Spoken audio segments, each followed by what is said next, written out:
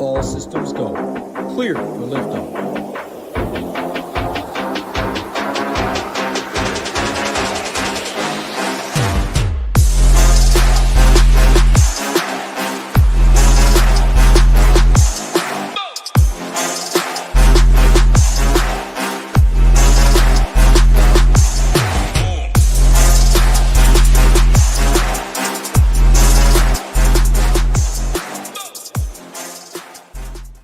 What is going on, golf fans? It's your boy GS Luke here with our round 3 live stream for the Sony Open. Gonna get you guys ready for all of your showdown exposure tomorrow. With first off a look at the weather report, we'll talk through some shots gained metrics, some lineup construction out there for Saturday, as well as any questions that you have down there in the chat. But first off, hopefully you're having a fantastic Friday. We're heading into the weekend, so hopefully some good vibes for you and your lineups and exposure. I'm sweating the last little hole or two over there on my showdown lineup. My main showdown, the main single entry today is looking like it might take down a few GPPs. The big $200 might be first or second. It's gonna be a top 5 in some of the other $150 kind of stuff. So it should be a pretty good day for yours truly, and hopefully we can replicate that over there for moving day. But however it's gone, right? Maybe your main slate stunk this week. Maybe you had a fantastic start. Saturday is another day to go out there and build, and one that we're going to make sure to go out there and get you ready with. So let's go ahead and start off with, first off, a plug of SHIPIT Nation. Remind you guys how to find all the awesome tools that you can find throughout this content. If you like what you see here, you like the process, you like the database stuff that we're doing here, make sure to go ahead and join the SHIPIT Nation. There's a link in the description of the live stream to go out there and join there. And make sure you're using code Luke10 when you're signing up, and that will give you a discount off any membership. So we'll do that plug real quickly. We'll talk about SHIPIT a lot throughout this live stream, but I wanted to go out there and give you how to join for the lowest rate. But let's start it off with a look at this golf course. And that's usually where I like to start my showdown talk. And there was nothing really unexpected for today. The morning played slightly easier than the afternoon, and it was about a 0.03 shot difference. So next to no difference between morning and afternoon. If you take a look at some of the ceiling rounds, so we just sorted by today's scores, guys like Harada, Hodges were all there in the morning wave. In fact, of the guys that shot -5 or better, I believe all of them were morning wave starters outside of Patrick Fishburne. So you saw a little bit of bias towards the morning guys, which you usually see. They have more pristine greens to putt on, and they usually have more receptive conditions as well. And that was certainly the case over here for moving day. The one thing to note, though, from the weather perspective is that there were patches of calm weather today. Whether it was from 8 to 9 a.m., you had calm conditions in the morning, or there from about 1 to 3 p.m., it was also pretty calm for some of these PM guys. So depending on when you teed off, you might have had pockets of softer conditions,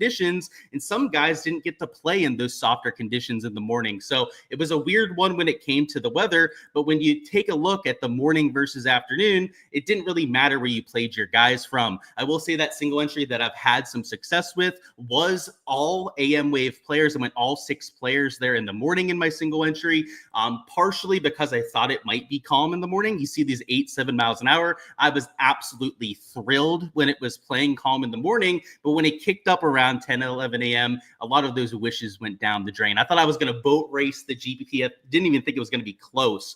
I'm out there for a little bit, but yeah, I got humbled out there in the last hour or so. So in terms of the forecast for Saturday, that's really what you guys are tuning in here for, though. And if we take a look at it, it is nasty. And we weren't really expecting it to be nasty weather for Saturday, Sunday. But for whatever reason, the forecast has completely flipped. And no matter which model we go through here, it's calling for even more significant winds than what we've had for the first few days. So over here in the ECM model, you've got it in the 16 to 20 mile an hour sustained range. In your wind gusts starting around 26 miles an hour, but in this model around midday, they've got them at 33 to 34 miles an hour. So that would be significantly harder conditions than what we've had for the first few rounds.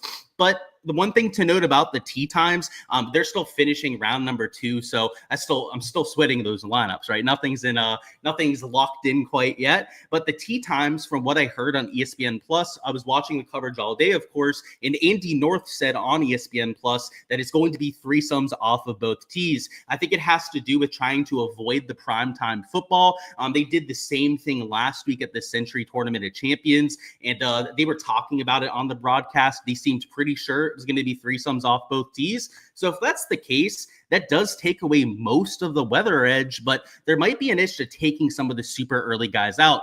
They're playing in slightly lower winds for maybe the first hour or so, and though it didn't have a massive impact today, we sort this by the ceiling rounds, and you can kind of see that impact out there on the scoring. So, Fishburne bucked that trend, of course, over there with his -5 round, but a vast majority of these guys that went off, you wanted to play on this first few tee times out. It's not going to be a full 3-4 hour spread like what we had for round number 1s and 2.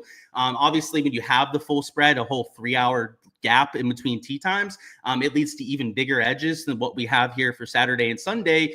But you got to try and squeeze any edge you can. So if I was breaking a tie, if I had 2 players I was choosing between, I would probably try and take the early starter out there for Saturday. Now, it's not a guarantee that it's threesomes off both tees, right? Andy North, those guys could be wrong, of course. If it is going to be twosomes off of hole number 1, we might have a more sizable edge out there for moving day. But I am assuming that they're going to be going off of those threesomes. And if so, you're going to be looking at the very middle of the leaderboard for the guys that are going off first. So over here on the PGA site, if you go to PGATour.com, leaderboard, head over to the tee times tab. Whenever the round ends and we get those loaded in, you guys will be able to see exactly who's going off first. And if they're doing the threesomes off both tees, it's going to be the middle of the leaderboard. So it's looking like it's going to be about a 70-player cut, which means we're looking for T34 for some of your first players off, which probably means it's around this like Mark Hubbard, Sapin range. Maybe like Tom Hoagie, Svenny is going to be one of the first few groups off. Actually, it might be a little bit lower, probably closer to like the Ben Griffin, Dietrich side, maybe Mark Hubbard. They're at -5. They're going to be some of your first groups off of 1 and 10. So it'll be off 1 and 10. That's what they do when they're going with these threesomes. And again, I'm just basing that off what I heard on the broadcast. Make sure to do all your own research when it comes to the tee times. But if you go through a few of these other weather models, they look relatively flat. ECM's the one that maybe looks the best for the morning guys. GFS looks really windy the entire day. We go over here to the Icon model. It's a little bit calmer in the morning than in the afternoon. You'd see it goes from 17 to 20 to 21 miles an hour sustained out there in the Icon. And your wind gusts go from closer to 26, 27 to start the day to closer to 32 to 33 in the afternoon. So this Icon and ECM, they look pretty similar. So I'm starting to think that this forecast is probably the most reliable. If we take a look at the Meteor Blue, it's a little bit less severe than what you had on those Icon and ECM. But once again, the morning wave, or at least the first few hours of tee times, look a little bit calmer. And I'll stress a little bit calmer than the afternoon. And then finally, the NEM model is the last one we'll go through. This is the model that has some rain coming through in the morning, and it also looks flat like what we had here with GFS. So I don't think there's any sort of definitive weather edge. It's pretty much the same exact situation as what we had for round 2, where like I could see the morning guys getting the better side of the draw, but I don't think it's going to be like a 0.25 to a 0.5 shot advantage. So round number 1, by the way, it was the same sort of story. It was a little bit larger round 1. It was 0.27 shots. But if you look at the round 1 top scores, all the guys that shot -6, I believe it, with the exception of one, kind of like Fishburne today, were guys that were in the AM wave of tee time. So it's not to say that you have to go out there and stack that side, but it's been pretty useful for finding some ceiling performances. Before we move on to shots gained metrics, going through the stone, some of the stats out there for moving day, let me catch up on chat and see if there's any questions when it comes to the weather. What's going on, Michael? What's going on, Garth? I can't say congrats yet until I win, but it's going well. And you're sweating the last few holes with a few golfers. Yeah, let me actually do a double check on that. I'll take 5 seconds to look at it. I'm assuming that I lost first place. The guy that was chasing me down had Patrick Fishburne. And yeah, I ended up losing first place, but we're still at about like 8x ROI. So I won't complain about it as long as I don't fall too much further down those leaderboards. If you have any specific questions about players going into moving day, feel free to go ahead and throw those down into chat. But for the next 10, 15 minutes here, we're really just going to deep dive what we've seen for the first few days. And if you guys have been following my channel, you guys know my process for Showdown is extremely data-based. I try and find trends in the data that are actionable moving day to day. And it's usually trying to find guys that are ball striking the ball well, sustainably out there for Thursday, Friday, and that have a little bit of putting regression in them in terms of the putting. So, maybe they putt to a neutral, maybe they even lost strokes out there on the greens. If I can find somebody that's hitting the ball well, maybe not putting the best, those are the kind of players that can usually improve on the greens. Putting is a lot down to luck. That's why we talk about this putting regression a whole lot out here in the PGA Tour. Making putts, a lot of just comes down to whether you get the breaks or not. There's a lot of luck involved when it comes to sinking them, whether it's, getting bounces that take you in one direction or the other, scuff marks, spike marks that move your ball. And even from like the 8 to 10 foot range, you'll hear that from a lot of players. So that when you go out there and you hear somebody saying, I was hitting my lines, I just wasn't getting anything to drop, that's what you're hearing from players. So let's take a look at some of the guys specifically in round 2 that hit the ball well, that maybe didn't make a whole lot of putts. So if we start at the top, we get the best example of that. Ben Coles, who, by the way, I bet outright this week, sitting pretty there at -6. Top 10 bet is what I'm more so sweating for this week, but up there with 4 strokes ball striking in round number 2, but lost 3.7 strokes putting. Even if he was a neutral out there on the greens, that's a -4, maybe even a -5 round out there for round 2. So, he's been hitting the ball well. If we take a look at round 1 and I just isolate Ben Coles here, you'll see that he also got the job done with his irons Thursday, gaining over 2 strokes out there with his irons. So this is the sort of player, and by the way, Thursday, he gained 2.6 strokes on the greens, that as long as he can just putt to a neutral over there tomorrow, I feel pretty good about him shooting -2, -3. He's hitting the ball while he's setting up a lot of birdie looks, but he has upside, like you saw on Thursday, to go out there and make 8 birdies. He shot, -5 over there for the first round with 8 birdies or better.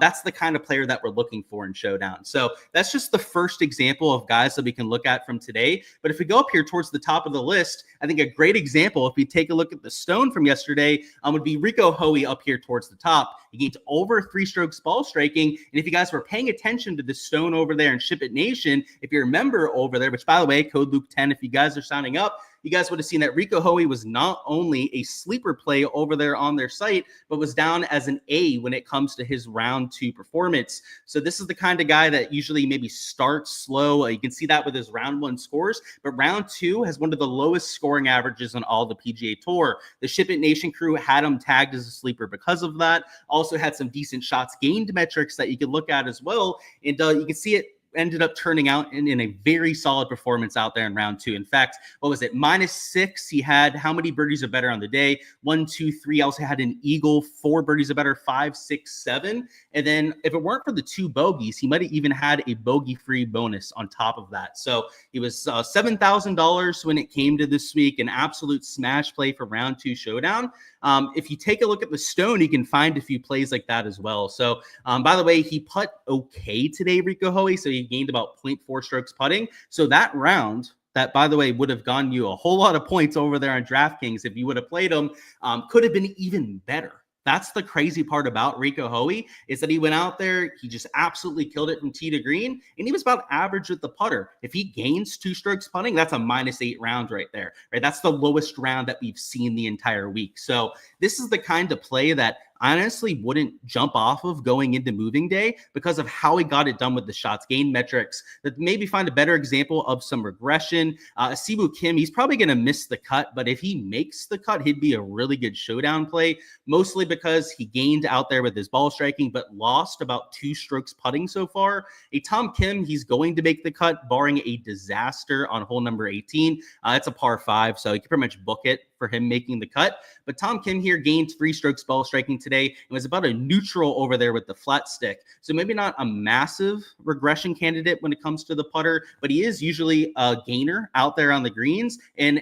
I don't want to say like an elite tier putter, but a well above average putter when it comes to his PGA Tour stats. So Tom Kim could be a look potentially for tomorrow. If we take a look at his round 1 stats, just to kind of hone in on and focus in on Tom Kim here, he was okay round 1, didn't really have his fastball while striking. You can see he lost both off the tee and on approach, but figured it out round 2. So I like when guys are showing some of this momentum. I prefer them to go out there and smash ball striking days 1 and 2. Right? If you could do it both days, that's even better. I mean, that would be preferred. but you're not always going to get an ideal scenario. And, the second best thing I would say is somebody that maybe struggled round one, but then ended up figuring it out with their ball striking in round number two. And kind of like putting can be a little bit down to luck, variance galore when it comes to shots gained putting. Approach play and off the tee play, there's still some noise there. People still have good days hitting the ball and poor days hitting the ball, but it is a lot more sustainable from day to day, event to event on the PGA Tour, right? That's why you hear a lot of handicappers like myself really trying to hone in on how guys are hitting the ball over the last few events. That these are the kind of guys, if he's just about a neutral with the putter, he's hitting the ball well, that have upside for those -5, -6 rounds. I mean, all they realistically have to do is go out there, replicate what they've done the first few days in terms of tee to green play, and then any sort of improvement on the greens, and you've got a low round. Going down through a few more plays you might want to consider, I guess an Eric Van Rooyen, if he makes the cut, could be a really good play for Showdown, but he's still got a few holes left, and in fact, ended up bogeying hole number 6. Let me refresh this, by the way. I didn't refresh it while we're on live stream here. I'm assuming that was up to date, but I just want to make sure. Let's sort this by ball striking once again. Round 2, that is. And let's see. Yeah, Eric Van Rooyen is still there at -3. If he can round off these last 3 holes at even par or better, he might be making himself into a few lineups of mine. And if he can end up birdieing a hole, maybe even 2 holes to get to -5. These guys at -5, by the way, are the players that I showed you towards the middle of the leaderboard. Those, if they're going off of threesomes, are going to be your first guys out. So if there's any sort of weather edge out there, those few models that showed the slightly lower winds early on, then Eric Van Rooyen, if he can pick up a birdie or 2 in these last 3, would be in prime position for one of those tee time spots. Going down a little bit further, a Keegan Bradley, he actually putted decently today, but he gained 2.5 strokes ball striking. That's always a good thing to see. Svenny, decent ball striking day. Same thing with guys like a CT Pan, Charlie Hoffman. If we're really looking for some putting regression, though, who better than a Taylor Montgomery? I mean, look at this down here. He's -3, so he's going to make the cut. Now, doesn't have an early tee time, but that's not the end-all be-all, not even close to it, over there for tomorrow's Showdown. And look at this. He gained 2 strokes ball striking, which he was injured for a lot of 2024. He had some really shitty ball striking stats because of the injury and how it was affecting him. But he went out there, he gained off the tee, gained over a stroke on approach. He has not been very good on approach for quite some time. And then crazy enough, Taylor Montgomery, if you know anything about his game, one of the best putters in all the PGA Tour. In fact, this guy wins putting contests that aren't even like for professional golfers, like people that do like the putting championships. I forget the exact name of it, but it's out in Nevada somewhere on the Strip.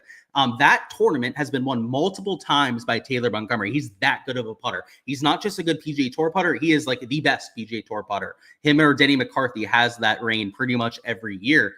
So if he gained 2 strokes ball striking and he lost a stroke on the greens, I cannot imagine that he's going to lose that stroke on the greens again. And if he continues to ball strike at like this, watch out. And speaking of, let's look at Montgomery's stats from round 1. So round 1, it wasn't as good off the tee. You can see he's a slight loser when it comes to the off the tee play, but he gained a stroke on approach still. So he still lost with the putter. So that's 2 rounds in a row where Taylor Montgomery's been a loser on the greens.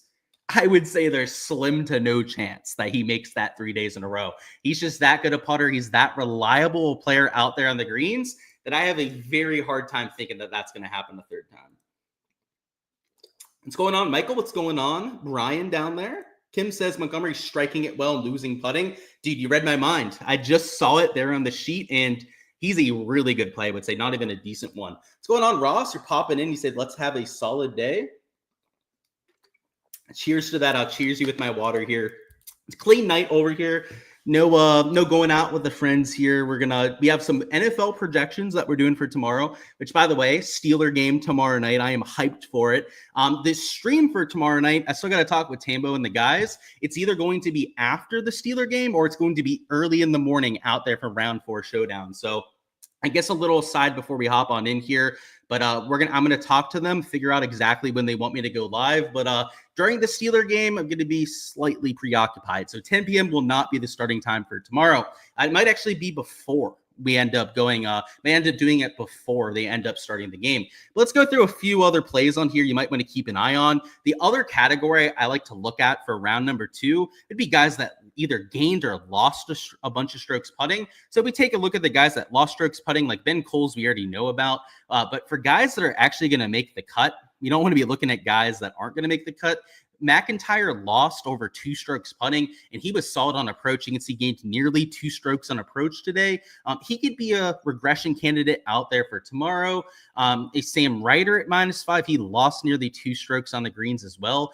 Historically, he's one of the better putters that we have in this field. So at -5, it's going to be one of the earliest guys off. Maybe a look over there in some showdown lineups. You'll have to obviously look at projections, have to look at ownership, all of that before you make your plays. But just throwing out some stat candidates, some regression candidates for all of you out there. Eric Van Rooyen, once again, if he makes the cut, just the stat profile looks beautiful for him tomorrow.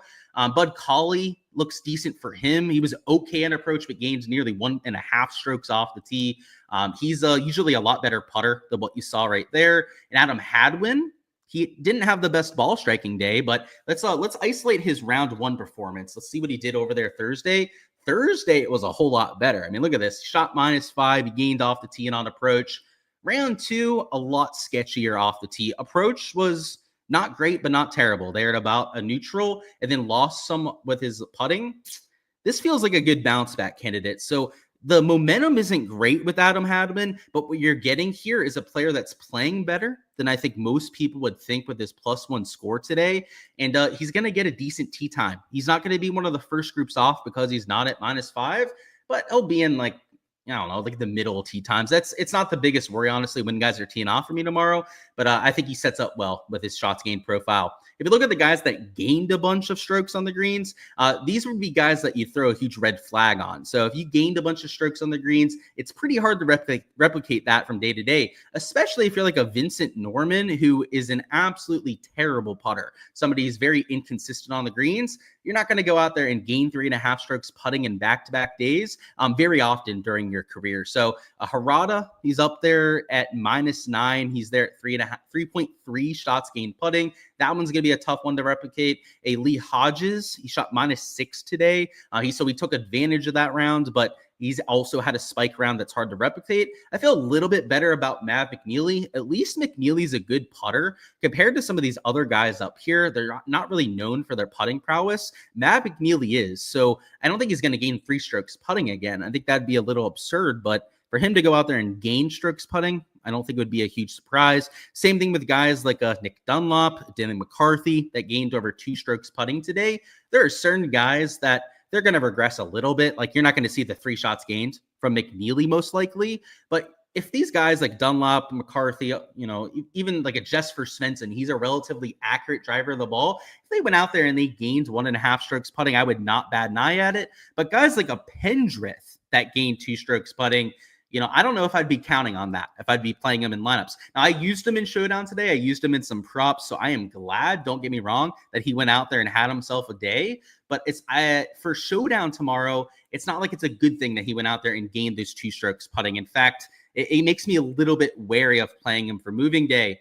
Going down a little bit further, who else is doing it unsustainably? McCarty is another guy that I'm not going to bat an eye at, going out there and gaining 2 strokes putting. He's a very, very good putter. But like a David Lipsky, who, by the way, is in that lineup I took that had a really good day, he gained a crap ton of birdies just from like 10 to 15 feet. He's probably not going to do that again. He's somebody that usually loses strokes to the field with his shots gained putting.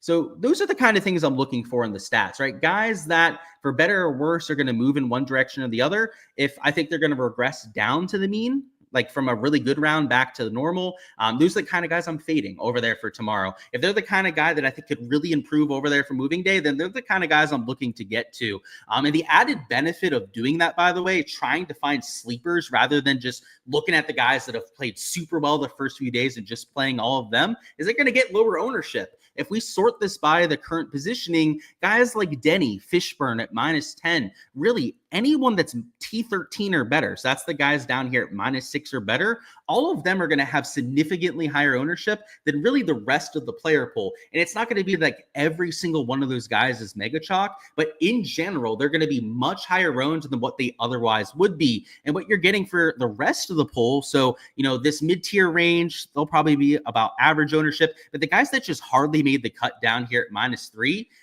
they're going to be I don't want to say a lot lower owned than some of the guys up top, but when you're comparing a chalky guy to one of those lower owned guys, it could be a 5 to a 10% difference in their ownership. So when we get to the lineup construction segment, if you're taking some of these sleepers, some of these guys that, were kind of okay, but not great over the first few rounds, the added benefit is that you're going to have a much easier chance to get leverage on them out there in your lineups as well. So that's why we focus on trying to find some of those diamonds in the rough, as opposed to just like the guys at the top end of the leaderboard. Like if we wanted to do that, if we sort this by rounds 1 and 2, we'd go, okay, if we look at the top, Denny McCarthy's gained 4 strokes approach. Like you have to play him, right?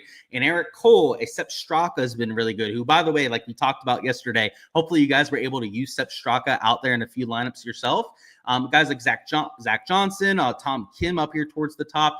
If you're only looking at the guys at the top end of the board, you're going to be far too chalky out there in your lineup. So I don't think you have to avoid everyone at the top, right? That's not what I'm saying when I, mention this kind of thing. It's more so to tell you that you need to be looking for some slightly sketchier plays out there in your player pool. That's where you're going to be getting all your differentiation and also all of your leverage out there in those contests.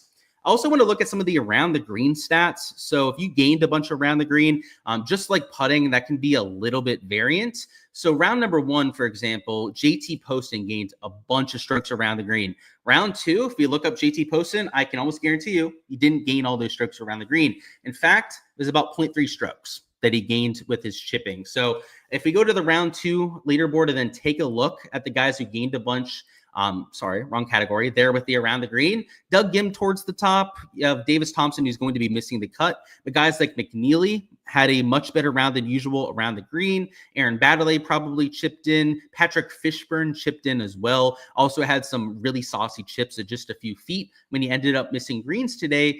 And these sort of players, if they end up regressing back to the mean, it could be a shot or even a 2.5 stroke difference in some cases. So the opposite is true as well. If you want to take a look at some of the guys that lost a bunch around the green, if they're cleaner tomorrow, if they go out there and they just clean it up a little bit, there's a good chance that they're going to gain some strokes back to the field. So some of the cases, it's like a stroke that they ended up losing. Some cases, it's 2 strokes that you had up there for David Lipsky, who, if he would have made a bogey or 2 less today, I would have had a much better chance of taking home first in those GPPs. But hey, I can't lament it too much when it's looking like it's going to be a pretty profitable afternoon.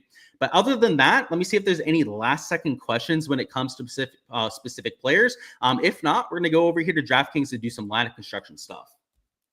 Where are we at? What about Harman? Good question. We'll look at his stats. Why not? So Brian Harman, not somebody that I've deep dived yet, so I don't know what we're going to see here, but let's see what he did for round 2. So round 2, gained off the tee and on approach, good stuff, and then lost for the 2 short game categories. I got to say, losing in the 2 short game categories for Brian Harman is something that we do not say very often. So definitely a huge regression candidate in both of those categories. If we look at round 1, it was the exact opposite. He lost on approach. He ended up gaining there off the tee. This is a tough one because if we just take a look at round 2, you would think that he sets up really well going forward. And I didn't mean to delete his name over there. My bad. So there's Brian Harman, who gained off the tee and on approach today. But if you look at round 1, it tells us the exact opposite story. So I would say that he's in play, but that's why we look at the round 1 stats, right? Like if you only looked at round 2, you'd probably think that he's an absolute smash play, but that round 1 stats, it's not going to completely talk me off of a Brian Harman. I've still got to run my ownership later on, my projections for my Patreon. I've got to see where I've got him when it comes to the steam. If he's going to be low owned, I'll still play Brian Harman, right? It won't be that big of a red flag that I won't play him at low ownership. But if he's going to have any sort of ownership behind him, that might be the kind of red flag that takes me off of him. So it's to be decided. Haven't made my player pool quite yet, but Brian Harman's stat profile looks pretty good today. Got to be a terrible 6 of 6 rate tomorrow with the missed cut from Connors, Thompson, Eckroat, and Poston. Siwoo. Wow, it's a big old list. Berger, who got me. Oof. Don't feel that great about that one. But yeah, a big list, right? Kirk, English, Hughes, etc. You can add on to it. I haven't looked at the 6 of 6 rate. Cut Sweats, by the way, on Twitter, best way to do so. Last time I checked, it was 5%. And you had a few guys, I guess Eckroat must have just gone out of the cut line as well. As we went live, he had, I think, a hole left or something like that. If he ended up missing the cut too, it's at most probably 2-3%. Heck, who else missed it? So Siwoo did officially. Poston's going to miss the cut. Ooh, I didn't realize that. I thought he was going to make it going down 18. Yeah, if Poston misses the cut too, then the 6 of 6 rate is going to be like 1%. Or something like that. Who, by the way, yeah, Poston must have made another bogey. Look at that. He'd have to eagle the last hole. They go out there and make it. Same thing with Siwoo. You can see he's there at -1. Yeah, 6 of 6 rate, man. I mean, I'm not going to have a lot of 6 of 6s. I had guys like Poston out there in my player pool, so that's not going to help me. But, dude, it could be sub 1%. We don't hardly ever see that. But with all those guys missing the cut, like Jaeger's one of the few studs that, I mean, if he ends up missing it, then book it. It's going to be one of the low 6 of 6 rates that we've had for quite some time. And by the way, is he next to the fence? It's the easiest hole in the course, so you wouldn't think he could bogey this, but look at this. Is he out of bounds, actually? I mean, look, at least based on Shot Tracker, it looks like Steven Jaeger hit it out of bounds. For the sake of 6 of 6s, let's hope that he's not OB. I mean, I don't even think I have Steven Jaeger this week. But like just out of sympathy, I almost like hope the field can get a few 6 of 6s in, because if he doesn't get through, it is going to be a really tough scene for the field. Ben Griffin seems like a solid bounce back play. Yeah, let's look at the stats. Just based on what I saw, I would agree. So he gained off the tee. That's round 1, actually. Let's go to round 2. He lost on approach and then lost off the tee. Sorry, he gained a little off the tee. I was looking at the wrong Griffin out there towards the bottom. I would say that he's a decent regression candidate. The stats, they wouldn't give you the most confidence, right? Losing 1.5 strokes approach isn't what we're really looking for. The gaining off the tee is decent. The gaining with the putter, also decent data point. But yeah, I like Ben Griffin at this course. Heck, I bet him outright this week. So you're not really going to get any lip or talk back from me when you're going out there playing him. No pushback. But yeah, the stats aren't great. What is the 6 of 6 rate? I'll look it up for you. Why not? Let me go over here to Cut Sweats. By the way, the Twitter you want to follow, if you're going to do that, is Cut Sweats. I forget who runs it. It's Nelson Adcock that runs it, who, by the way, also posts all the ownership over there on his channel. Let's see. It is currently like 3 to 5%, which is actually higher than I thought. But let's look at the graph. So, yeah, they've accounted for guys like Eckroat going out there and missing it. They have Daniel Berger out as of right now. He's -1. So I guess Berger could technically end up making the cut, but it's about 3%. Every part of Brian Harman's game is short game. Exactly, right? So like the fact that he's losing in both of those categories, I mean, regression, it has to be there for that kind of player. So I'm huge on him. Jaeger's climbing the fence right now. The 6 of 6 rate is just how many guys you get through the cut line. So when you have a cut on the PGA Tour, I don't know how much you know about golf or how new you are to it. So I'm just going to assume that you're relatively new to it. Golf, after the first few days, the top 65 players and anyone tied there ends up making it to the cut. So after 36 holes, after 2 days, half the field, or actually even a little bit over half the field, doesn't end up playing. So 6 of 6 rate refers to the amount of guys that you have all getting through the cut line. Because if you're going to win the big GBP, you're going to win really anything substantial, you're going to have all 6 guys through. Like if you're going to beat 10,000 other entries, you're not going to do it with only 5 players making the weekend. So that's what we're referring to there. And yeah, it's like 3.5% right now. So that's telling us that 3.5% of the field was able to accomplish that. So if you're in a 100 entry contest, that's only 3 or 4 guys that got all 6 of 6 through. If you're in 1,000 entry contest, 30, 40 guys that got all those players through. It gives you a good perspective on how you're doing. If you played a 150 max and you're about the same as the 6 of 6 rate for the field, then you had a pretty average week is what that's telling you. Let's do some lineup construction stuff. So we talked through the shots gained metrics, what I'm looking for in players. Again, guys, the Stone, the best resource out there to go out there and do all that research. It helped us find Rico Hoey out there from round 2, sleeper play who has the A out there in round 2. Make sure you do all that research, whether it's over there with regular shots gained metrics. The Stone makes it a lot easier, right? It does all the work for you, which is what the beauty of using the Stone. It's going to save you a lot of time. But however you're doing your research process, you can't just have a player pool, or you can't just have 10 to 15 guys you want to play for tomorrow. You've actually got to go out there and build lineups. And the main thing we're focusing on for round 3 showdown, especially without the placement points in play, is making sure that we have enough leverage. Just like round 2 showdown, we want to make sure we're not duplicating ourselves out there with a bunch of other lineups. And we want to make sure we have enough leverage where if our guys go out there and they score us 40, 50 fantasy points, which at this golf course would be a great score. 40 to 50 points is borderline optimal out there in GPPs. If you're going to go out there and do so, you don't want to be holding hands with 40% of the field. For example, today, Sepp Straka in the big $200 single entry was like 56% owned. I thought it was going to be like 25% owned. He went out for 47 fantasy points, but 56% of the field had Sepp Straka. So it meant next to nothing out there in the large field GPP. Where I won and lost the GPP was with like a David Lipsky, who I played at 2% ownership. Guys like, I can't even think of them off the top of my head. It's terrible. Kirk Kitayama, I took it like 8% ownership or something like that over there in the single entry. Those are the guys that win or lose you the GPP. So when we're clicking names into a lineup, we have to be building for the contest that we're entering. If we're entering a single entry, maybe you focus on ownership a little bit less, but you've still got to build a lineup that's built to go out there and beat 100 to 500 other people. If you're playing in a large field GPP, you've got to build a lineup that's going out there to beat thousands of other entries. And depending on the size of the contest, whether it's cash, whether it's GPP, all of that kind of differentiates your strategy, is what you need to be thinking about when you're building lineups. So for the sake of this, for simplicity, we're going to go through some GPP lineups together. So this would be for like the big $20 tomorrow, the big $5 GPP, if they end up posting one for round 3, where you're playing against a substantial amount of other entries. So this is going to be like at least a couple thousand entries that you're playing against. And the idea here is that you're going to have a decent chance to duplicate yourself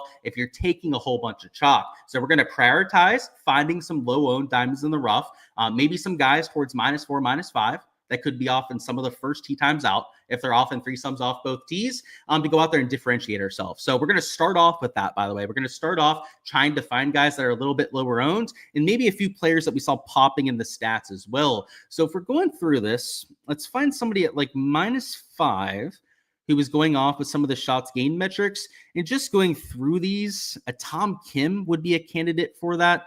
Unfortunately, I do think he's going to be chalky for tomorrow, though. If we go down to the -4 gang, maybe we can find somebody there that would make a little bit more sense. So just going through the names on here, I know Putnam had a pretty good approach day. Could potentially look at him. Hadwin, I know we said his shots gained profile was a little bit risky, hence the lower ownership, but that he did have some upside to go out there and turn it around.